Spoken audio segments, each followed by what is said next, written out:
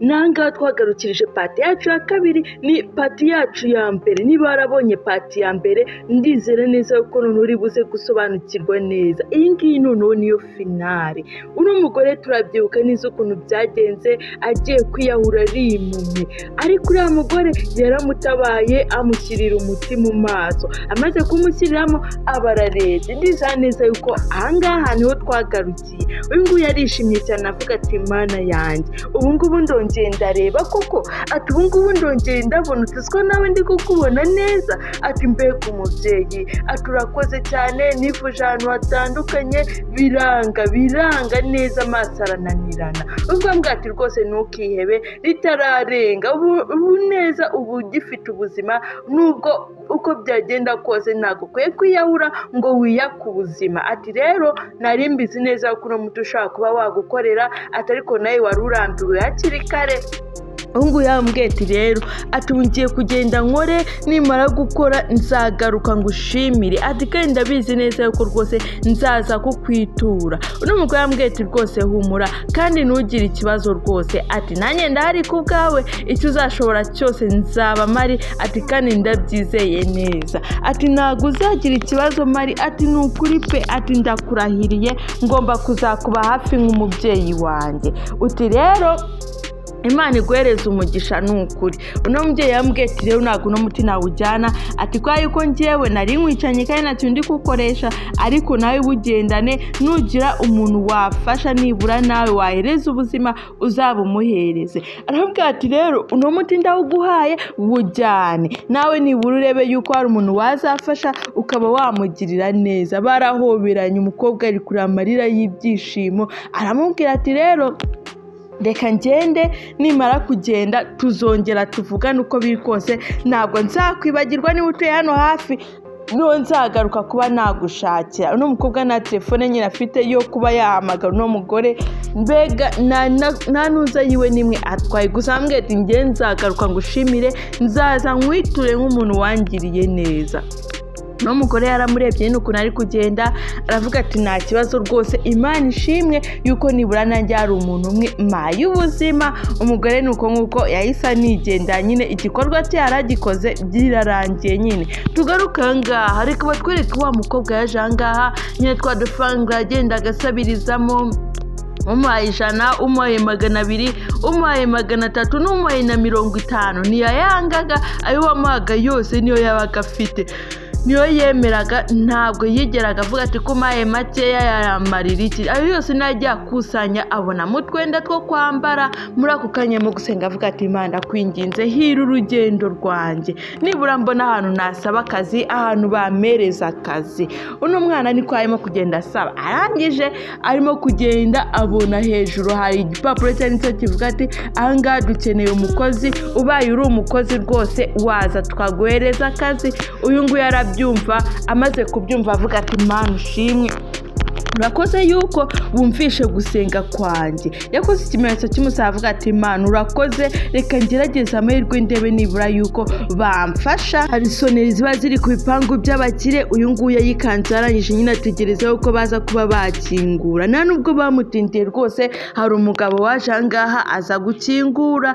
Uyu nguyu aravuga ati muraho neza, ati muraho neza bose, ati nyine nari ndi kugenda ngenda hano ngaho hose ndi gukora, nabona akazi, gize umugisha mbona ahangaha handitseho yuko mukeneye umukozi. Ati rwose imirimo yose ndayishoboye, ati nta kazi n'aka na kamwe ntazi pe, ati ndakwinginze rwose mumaye ayo mahirwe rwose nazabakorera neza mukanishima. Ati ntabwo nabasaba rwose amafaranga menshi cyane yo kumpemba, amafaranga aringaniye rwose nta kibazo. Uyu nguyu atese amafaranga nkangaye.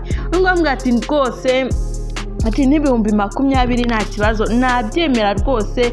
Ati nzi kumesa, nzi gukoropa, ibintu byose ndabizi. Ati bose rwose kanize yuko mugiye kumakazi. Bose ambwiye ati nta kibazo rwose, injira natwe twari dukeneye umukozi. Ati twebwe nta kindi twitayeho, niba waje witeguye, ati nta kibazo rwose. Ni nuko rwose nta nubwo amutinde, nta nubwo amubajije ibintu byinshi ngo urava urajya hehe, ahubwo we yahise amuhereza akazi. Ambwiye ati nta kibazo, injira, nta bintu byinshi tutabivuganiramo imbere. Muri ako kanya wari uri gushyira uburozi hano ngaha mu kirahure.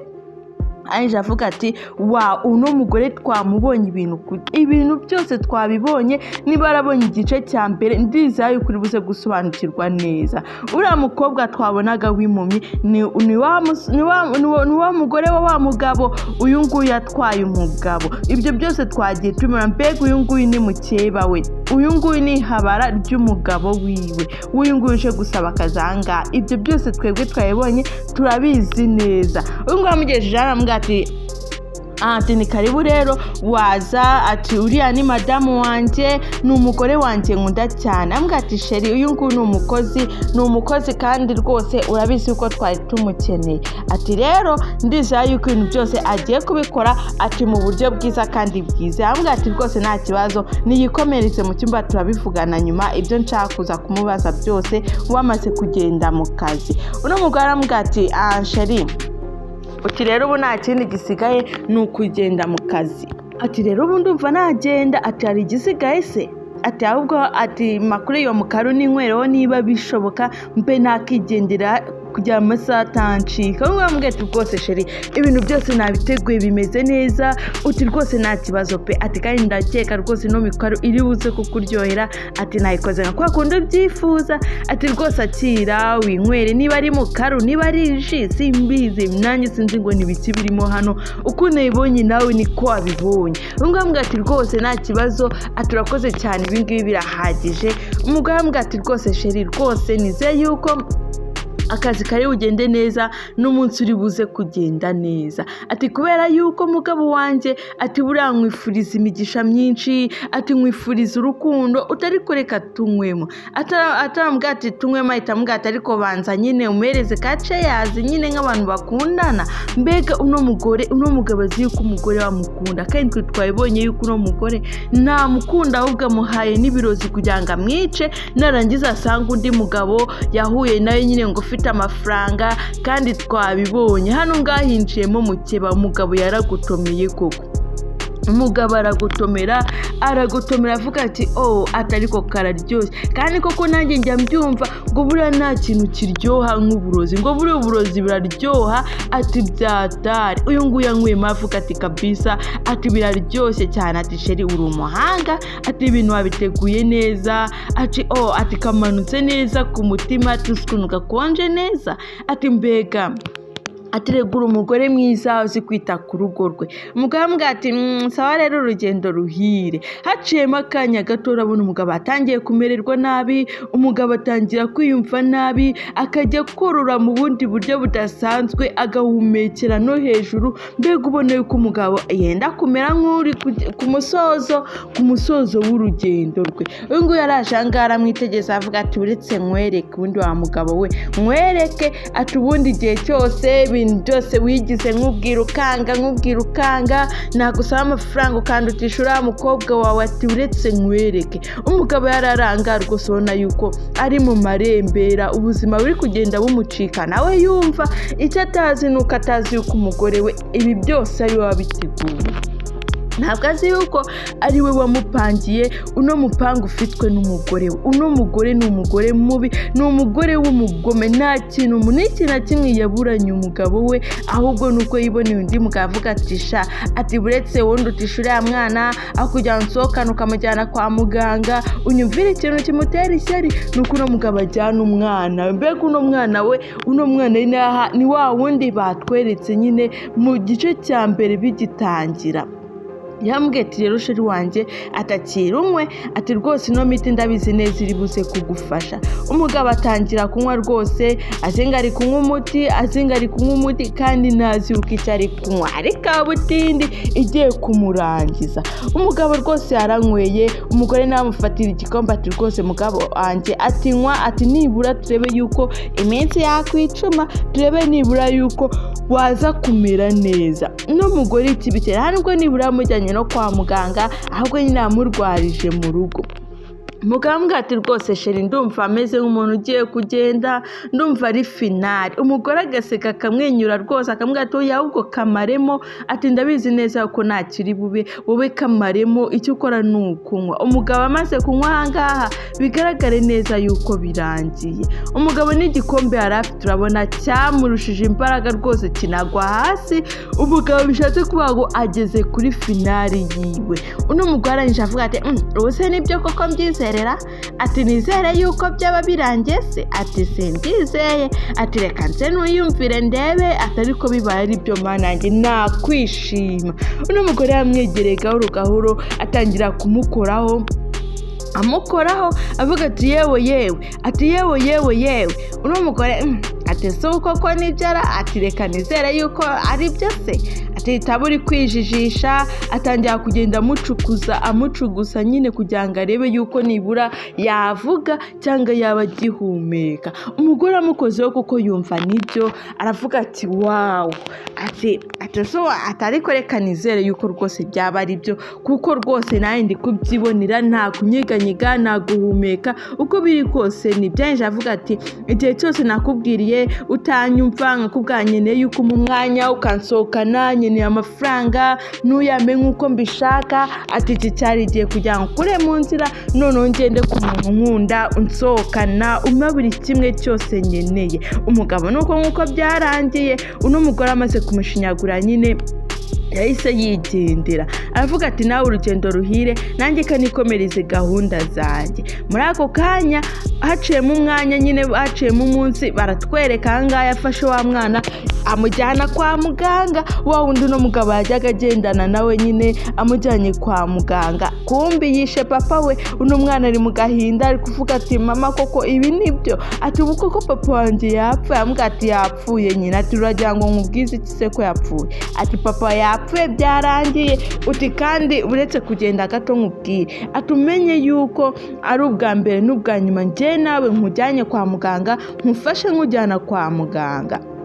Ati nizere yuko rwose birangire ahangaha niba utarakize warasibye. Ati igihe cyose papa wawe yirwaga afata amafaranga kuvuza niba utarakize nta kazi kawe. Ati ubu ngubu birarangiye sinzongera, genda wimenye nyine ubimumyi ugenda ubaho ngaho n'ibinanga uzagenda unasabirize. Ati icyo ngicyo nicyo nakubwira. Ati mva imbere se kandi genda.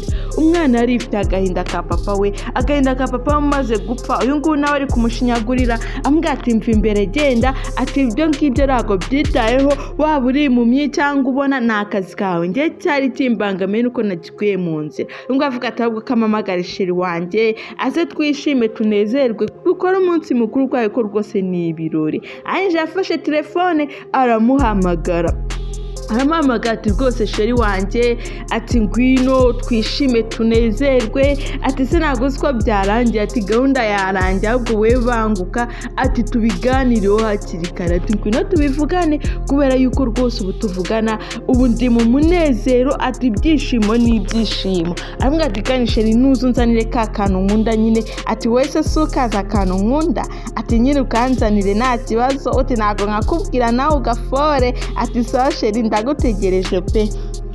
Umugore yahamagaye wa mugabo nyine yita ko ari umugabo we, kandi twabibonye uno mugabo ari guhamagara ni uriya mugore wahoze ari impumyi. Undebere haciyemo nyine umwanya mutoya rwose utari na munini. Uno mugore agenda yitegura umugabo yaraje aricara atangira kumusoma amubwira ati wawe, uti rwose uri umugore mwiza, uri umunyabwenge. Ati wakoze agashya. Muri ako kanya hari uwakomanze. Anje avuga ati manange, ati so umuntu uje kutubihiriza kuko nuwahehe? Ati no muntu uje tutabivuganye tutagize ikintu n'iki na kimwe mvugana n'umuntu akifata akaza koko. Ngo mbwa ati genda urebe. Ndambwira ati ahubwo genda nawe wihishe hatagira umuntu uza nyine akagusanga ahangaha akabona nibwo ibyago bikiba uyisuza yatekereza ibintu byinshi cyane. Uyu nguyu yaraje hano ngaha arihisha, uyu nawe ajya gukingura. Undebera akantu ku kandi nibagirwe gukora subscribe. ndetse ujye unandika comment utubwire ukuntu wabibonye, mbega n'andi hantu bakora filimi nziza cyane nk'izi ngizi mba nagiye kubashakira uretse ku Zubu Films. Uyu nguyu yaraje, uyu nguyu ni wa muganga uvura uriya mwana twabonye, uriya mwana w'imunyi. Ni umuganga umwitaho ndetse ni n'umufamiliye, ashoboye kuba ari nka mubyara w'uriya mugabo nyine uriya wapfuye. Uno mugore arangije avuga ati uyu naje kumbihiziriza umunsi rwose, ubu si ngo aje gukora icyaha koko aka kanya. Arangije uno mugore umuganga araje ariyicarira ngaha, n'uyu mugore nyine araza aricara. Muganga avuga ati icara ngwereze imiti y'uyu mwana rwose, muzane ntabwo mwamuzanye, uti niyo mpamvu nari nyuze ahangaha nyine kugira mbe namuhereza imiti. Uyu nguyu aravuga ati muganga ati ni karibu rwose, turacyari mu gahinda ntago tumeze neza. Muganga ati ndabyumva rwose muri mu gahinda koko ntago mumeze neza, utariko mwihangane, ibyago ni rusange, uno munsi nuriya ejo ni twebwe, uti nuko nkuko mwisi bigenda rwose, ati ni mwihangane pe, utabwo se umwana ari hehe? Muganga ati rwose muga ati ntago ubuzima ndimo bunyoroheye, ati biragoye, ati pe, ati nuriya mwana namujyanye kwa muganga, ati kumugenda nkamugarura ngakora imirimo hano nyiri no mu gahinda ntago byoroshye. Muganga nyine arabyumva ukuntu umugore ari kuvuga, arangije amubwira ati rwose muga ahubwo reka nkwibarize, uti ubu ngubu koko nta kuntu uno mwana namuguhereza nyine ukajya umuvura muri kumwe? Muganga mwatoya rwose ntabwo ibyo byakunda, ahubwo ndashaka ko ufata ino miti ukayimuhereza, wamara kuyimuhereza nyine ino miti namwandikiye akayinywa, ndetse yamara no kuyinywa rwose ndabizi yuko mu gihe gito yazatangira kugenda yoroherwa ndetse anakira. Kandi twebwe n'ubwo ko muganga amushyiremo imiti, uno mugore yabwiye uriya mwana ko atazigera na rimwe yongera amujyana kwa muganga, ati byarangiranye n'uriya munsi. Uyu nguyu yari hano ngaha rwose yari afite umushiha, avuga ati iki kigabo cyagiye koko kikareka kumbihiriza, ati kirabona amasaha amagaze ahangaha kweri? Ngo mwate wa mugore reka nkubwize ukuri, ati niba utari unabizi neza njye ndi mubyara w'uriya mugabo nyine witahiye, uti rero nta kintu n'iki na kimwe ugomba gukora mu muryango utabanje kutugisha inama ngo tube twakwemerera, nubwo waba wifuza kuba washaka, nubwo nyine ikintu cyose wakeneye ugomba kutubwira. Ngo mwate yego rwose nibyo ndabizi rwose ko muri abo mu muryango nta kintu nakora ntabanje kubamenyesha, ati rero sabayi reka njye mbe ngiye ibindi tuzabikurikirana. Muganga nuko yagiye, arangije nyine aravuga ati nakundi reka nigendere, umwana wanyu nyine mukomeze mumwiteho ndetse munamuvuze. Uno mugore asigara ngaha afite umujinya, afite umutima mubi, avuga ati ariko kino kidogiteri koko kije kungendaho ng'imitungo ngo sinzagira ikintu ngurisha, uranyumvira yewe? Ati noneho reka nkubwize ukuri wa mudogiteri we, ati njyewe uriya mugabo namurangije kugira ngo njyewe ibi ngibi birangire, n'uyu mwana ndamucishaho, nawe nubyitambikamo nzagucishaho nta n'isoni. Muri ako kanya wa mukozi arangaha yaravuye kugura ururabo, aje avuga ati rero ndabizi neza ko mabuja ari mu bihe bibi, mabuja apfushije umugabo, yagize ibyago nyine, utureka mushyire runo rurabo nibura arutekereze nyine tube twajya no kwibuka nyine umugabo azanarujyane, uturungu rwose nta kibazo. Unga ageze ahangaha avuga ati rwose ati reka ngende nungure mabuja. Muri ako kanya ataranagera kure rwose agiye gutungura mabuja wiwe, avuga ati ngomba uko biri kose kumutungura. Hari uwo yabonye wa mugabo, kandi uyu nguyu twabibonye ni umugabo wiwe bibaniye amurya imitungo, uno mukozi akiri impumyi. Ibyo byose twabibonye, akurikira uno mugore ngo nuko ari muzima nyine, uno mugore nawe yigisha umugabo we kugira ngo asange uno mugabo. Ibyo byose twagiye tubibona. Niba utakurikiye neza igice cya mbere, uno mugabo yabanaga n'uriya mukozi ukora hano ngaho, uriya mukozi ari impumyi. Uno mugore nawe afite umugabo aramuroga nyine aramwica kugira abane n'uyu nguyu. Uno mugabo ari uno mukozi amafaranga, uno mukozi yaranga byose arimo kubyumva. uriya mugore amubwira ati rwose uriya mudogita agiye kutubangamira, agiye kutwicira ibintu byacu byose. Ari kumubwira ati imitungo ntabwo ngomba kuzayigurisha n'ababwiye, ati ngo baze ahangaha nyine bangabanye njyewe n'uriya mwana. Ati se batugabanya gute? Uriya mwana yigeze yivunikira koko? uyu nguyu amubwira ati wamucishije, wamukuye mu nzira se, ati ibintu byose twakoze ntibihagije, uno mukozi buri kimwe cyose ari kucyumva, ari ahangaha. kandi icyo yabanje kumenya ni uko uyu nguyu ari umugabo we, ari kuvuga ati yandiye imitungo se agiye no kwicisha uno mwana. Ngambwe ati rwose kura mu nzira ishyano, uri kure mu nzira ikintu cyose kizitambika umubano wanjye nawe kigomba kuva mu nzira. ati kugira ngo njye nawe tubane neza, ati kandi ndakwizeye ibyo wakoze bwa mbere nibyo byari bikomeye. ngambwa ati yego rwose she nawe ndabizi neza ko byari bikomeye, ariko tugomba kwenjoyinga turangije umunsi mukuru. uriya mwana tumukuye mu nzira, ati tugomba rwose kuryoherwa. uyu nguyu nambwa atari kibazo ukuntu bizaba bimeze ari njye nawe twenyine turi mu buzima bwacu twishimye tunezerewe. ahangaha batangiye guhoberana nyine, ambwa ati nyisomere sha n'ubundi yaje, uno mukozi byose ari kubireba. Ange avuga ati ikintu ngomba gukora rero, ngomba kujya gutabara uriya mwana rwose bagiye kumuhohotera bamuziza imitungo ya se. ati nanjye uno mugabo yantwaye yanjye mitungo amuhotera ngo sindeba. aravuga ati ngomba gukora ibishoboka byose nkatabara uriya mwana. uno mukozi nuko yaciye bugufi atangira kugenda gahoro gahoro, agenda akambakamba nyine kugira ngo atagenda bakamwumva, kuko ari n'umuntu mukuru nyine bakaba banamubona ndetse bakaba banamugirira nabi. uno mukozi yatangiye kugenda gahoro gahoro avuga ati uno mwana rwose ngomba kuba namutabara, ngomba kuba namufasha kugira ndebe yuko nibura uno mwana atagirirwa nabi, ngomba kubyitambikamo uno mwana nkamuha ubutabazi. uno mukozi twabibonye rwose yuko uri ari umugabo we, nawe yabyiboneye yuko ari umugabo we, ndetse abibona ko kwa nyirabuja akora uyu witwa mabuja we ari we coreke y'umugabo we. uno mwana yararanga arimo kurira rwose, agahinda ari kenshi atameze neza, avuga ati ariko mana ubu ibintu koko nzabibamo kugeza ku wa kangahe? uno mwana afite agahinda arimo kurira avuga ati n'uyu nguyu noneho nasiganye nawe mvuga ngo ni mama agiye kunyitaho, arimo kunshwishwibuza ambwira nabi, ati ese ibi bizarangira gute?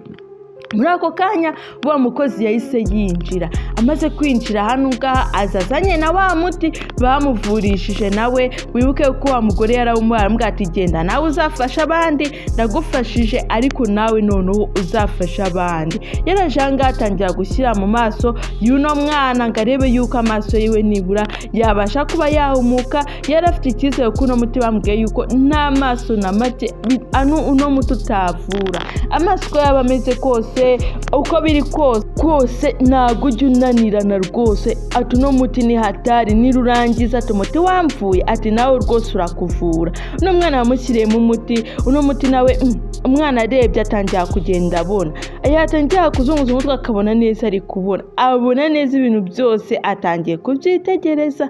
umwana avuga ati wawu, ati sha urakoze cyane n'ukuri pati uzikundi. uno nguyu ahita amubwira ati wivuga ibintu byinshi ndakubujije wa mwana, ibindi turabivugana nyuma. aramubwira ati rero ati ngushyiremo uno muti, ati kwa yuko bamaze kukugambanira, uti kandi ikindi ahantu hose bari bukujyane wemere, ati bamaze kuvuga ko bagiye kukwica, ariko ibintu byose ndibuze kubikora, ndibubikurikirane neza, ndibuze kugutabara. uti rero ikintu ugiye gukora ngiye guheza tuno tuntu dushyire mu maso bigaragare yuko ukiri nk'impumyi, nurangiza wowe ibyo bakura byose wihangane ubyemere. ati nanjye ngiye kugenda njye kuri polisi njye gutanga ikirego yuko nyine bagiye kukugira nabi, babe baza kuba bagira ute, babe baza kugutabara. ati wowe wigire nk'umuntu n'ubundi utareba, ati ibyo ngibyo ndizeye ko biri buze kuba byagufasha. ungambwa ati se noneho bagiye kunjyana hehe? ati ntareba. ati ubuse koko nkomeje nkijya nk'umuntu utareba nyine bikarangira ntarebye, kandi wari ubonye yuko nari maze gukira. ungambwa ati we nakubwiye ngo kora ibyo nkubwiye kandi uceceke. arambwira ati ntugire ikintu n'iki na kimwe kindi uri buvuge, we wigira impumyi. uno mwana yabitekereje avuga ati impumyi ubuse koko bagiye kunjyana hehe? undebere. uno mwana avuga ati ubu koko bagiye kungambanira, bagiye kunyica n'imitungo na papa kweri, ati baramwishe. Ariko uno mwana nabyaza, ahubwo uriya mukobwa ni ubizi, niwe wabyumvise babivugana. Ariko ntabwo uno mwana abizi neza. Uno mwana arambaye vuba vuba, ubwo ambwira ati ndumva abantu baje, ati uceceke ntabwiye ko hari ikintu nakoze, nunabwiye yuko nageze hano rwose ukomeze wigire impumyi nk'ibisanzwe. Ibyo byose abibwiye uno mwana. Uno mwana waranga nyine ari kwijya nk'umuntu utazi ibintu biri imbere, kandi twe twabibonye uno mwana yamaze gukira. Aba ngaba baraje ahangaha nyine ayishambwa ati rero ati ceceka, agire ngo ni njyewe njyenyine undebere. Aranyishambwa ati sheri yaguruka nkujyane kwa muganga, nkujyane bagushyiremo umuti wa nyuma, noneho ati nibamara kugushyiramo rwose urahita ukira. Ati rero haguruka nkujyane vuba vuba, ati none ndabizi batubwiye yuko ari yo finali, ati umuti wa nyuma bagiye kugushyiramo uri buze kwita ukira. Ati rero gira vuba vuba, abantu benshi batarahagera ngo banadutanga imyanya, urabizi yuko rwose ati nisubiyeho ngomba kukujyana, ati rwose nkakuvuza ugakira. Uyu ngo yavuga ati ni byiza, ati reka rwose tugende, ati nta kibazo nta n'icyo bintwaye. Nuko nguko umwana bamujyanye. Abangaba bamubeshye yuko umwana bamujyanye nyine kwa muganga, bagiye kumwitaho, bagiye kumushyiramo umuti wa nyuma. Ariko nibazi yuko hari wabyumvise byose ibyo bagiye kumukorera. Uyu ngo yavuze ati uko biri kose ngomba kwagoboka, nkaba natabara uriya mwana rwose, ntago nakemera yuko uno mwana bamwica. Uno mwana bageze muzabagenda bamukurubana. Uno mwana atangira kubona yuko ishyamba ritari ryero, atangira kugenda avuga ati ariko ko munjyana nabi, muri kunjyana he? Baticeceka se wacyana, ati turakujyana ese nyine, ati uretse twigishe kubara iminsi yawe, ati urira papa we nta n'isoni, ati kanze nkujyana na papa we namujyanye, ati kugira ngo noneho amarira yawe ashire n'induru yawe irangire, kugira ngo utazongera kurira ukundi, kanze nkwerekeza aho papa we yagiye. Turanyumva neza? Uno mwana ati kunyica se ko papa nzi ko yapfuye? Arambwira ati kukwica nyine. Avuga ati gifate sha tugihambire, nta magambo menshi dufite kuvugana n'uyu mwana. Arambwira ati reka umbwire ijambo rya nyuma. Arambwira ati iherezo ryiza, ati kandi rwose ati Imana uzayidusuhurize, uti kuko we bayi ntago tuzongera kubonana ukundi, ati birangire ahangaha. Nawe niba hari ikintu ufite kumbwira rwose wambwira, ariko we nta mpamvu yo kumbwira rwose, ati byihorere, ati nta kintu ubundi ndaba mvugana nawe, ati ibintu byose imitungo yose igiye kuba iyanjye, uti noneho wowe sanga papa wawe aho namujyanye, uti mube muganira mube mwishimye, ati nundi kuba utabona se mundi bikumariye iki? Tundi hari icyo bikumariye? Uti reka tukufashe noneho tukwihutishiriza urugendo, tube twagufasha kuba wasanga papa. Uno mwana atangira kuravuga ati rwose ndabinginze nimumbabarire rwose wimwemukira, turabizi yuko uri mama wanjye. Ati mama wawe iki? Ati njye narakubyaye. Ati hagarara aho ngaho sha. Avuga ati hani, ati ahubwo zana iyo migozi tumuzirike vuba vuba, nitumara kumuzirika rwose twite twigendera, na polisi zitadusanga ahangaha ziraza yahiye yarangiye nta gisigaye undebere. Nubwo yatangiye kuzana ya migozi nyine aramuzirika, baramuzirika nyine mpaka birangiye, batangira no gutwika. Ndebera uno mugore ukuntu ari umugome. Ibi byose bikwiye kujya yiyegurira imitungo. Umwana bamuziritse ahangaha, bamubwira ati wa mwana wowe nta kindi nyine, ati nuko baramutwika nyine, baratwika. Uno mwana akavuza indu atagize umuntu nabara, kuko hagize umuntu nabara. Bariya bamaze kumutwika barigena ngo polisi zitabasanga hariya. Uyu nguyu yaje afite indobo y'amazi abanza amenaho nyine kugira ngo umwana adakomeza gushya. Ahinja mukura bwa buntu mu maso, aramubwira ati ubuntu reka mbugukuremo vuba vuba, nindangiza mbe naguhambura, ariko ngo uhambure nawe ureba. Abumukuramo nyine mu maso. Ahinja yarabujugunya avuga ati reka noneho ngo uhambure. Atangira kumuhambura nyine, ahambura vuba vuba, avuga ati duhambure vuba vuba. Uno mwana amubwira ati rwose icyizere cyawe kimaze kurangira, nawe watinze. Amubwira ati nibyo koko natinze, naciye kuri polisi kugira nange ikirego, polisi zibe zadutabara. Ati nazo ziri hafi ahangaha, ati wowe wigira ubwoba, ati ntago polisi ziri buze rwose kuza kuborohera. Umwe avuga ati nese basi nibahita badusanga ahangaha ko bavuze ko bagiye hano imbere, nibahita badusanga ahangaha koko ntibari butugirire nabi. Ati cyane ko ambwiye yuko papa wanje nawe yamwishe. Ati sibyo wari ubizi? Umwe avuga ati rwose nari mbizi, nanjye nabyumvishe kuri mugore ari we wishe papa we. Ubyibuke neza, iyi ngiyi ni inkuru bari kutubwira uko byagenze nuko byatangiye. Umwe avuga ati yo murabagome mwebwe muri inyamaswa. Uti rero ntago mukuriye kubaho ahubwo mukuriye kuba mwafungwa. Ati rero wa mugore ugiye kuryozwa ibyo wakoze, imitungo y'uno mwana n'uriya mugabo wiwe wishe. Ati nanjye ati uno mwana rwose wabona ukuntu wamurenganyije nta n'isoni. Ati n'icyo kigabo cy'ingirwa ngabo ati ngo ni umugabo wanjye. Ati nacyo kintu imitungo nta soni. Uno mugabo ati mbafashe shawo, ati namwe nabica. Uno mpese atavuga ati shishika se wa kigore we, nibyo bigambo uri kuvuga bitaza kugukoraho, ahubwo reka tubafate. Nuko bahise babafata, mbega bagiye kuryozwa ibyo bakoze. Ndakwinze wowe twarebanye igice cya mbere ukaba ugeze kuri finali, nkorera subscribe niba utarayikora nino nango ube wayikora. Ikindi kandi ujye wandika comment, rwose comment zanyu zidutera imbaraga ndetse zigatuma tubashakira n'izindi zigezweho kandi nziza cyane zirimo inyigisho nziza cyane. Ngo ambwiye ati mva imbere se windeba nta n'isoni. Arangije ambwiye ati mugende nyine muryozwe ibyo mwakoze byose. Atumva ukuntu batubesheje nabi. Uno mwana ambwiye ati rwose urakoze cyane,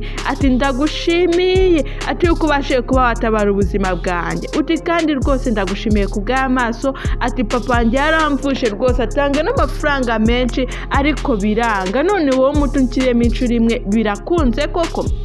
Umwe atrega nanjye twe duje ikibazo, nanjye nafite ikibazo cy'amaso. Atariko unanjye nzagura n'umugira neza amereza uriya muti. Ati nkushyiramo, ati ro tugende tujye kuba mu rugo. Atari icyo bigutwaye se? Muganga hano ngahita avuga ati atariko nanjye rero ati numvaga naza nyine tukaba turi kumwe muri ino minsi, tukaba turi kumwe turi hamwe nyine. Ati urabyumva? Utungambwa ati nta kibazo rwose muga. Ati uno mwana ngiye kumujyana rwose, nayo mfite imitungo uriya mugabo yandinganyije. Ati tugende tube turi kumwe mu rugo. N'umuganga ati nanjye ntago muri munsigerega. Ati nanjye ndaza tubane rwose turi batatu, cyari icyo bitwaye se? Ati nta kibazo rwose muganga. Reka mbibutse ko iyi ngiyi yari finali, tugeze ku musozo w'ino filimi yacu. Kaze mbaza n'indi filimi nziza cyane kandi noneho irenze iyi ngiyi. Iyo ngiye kubazana nirurangiza mwebwe nimucikwe, icyo musabwa ni ukora subscribe ubundi tukabana. Bye bye bye.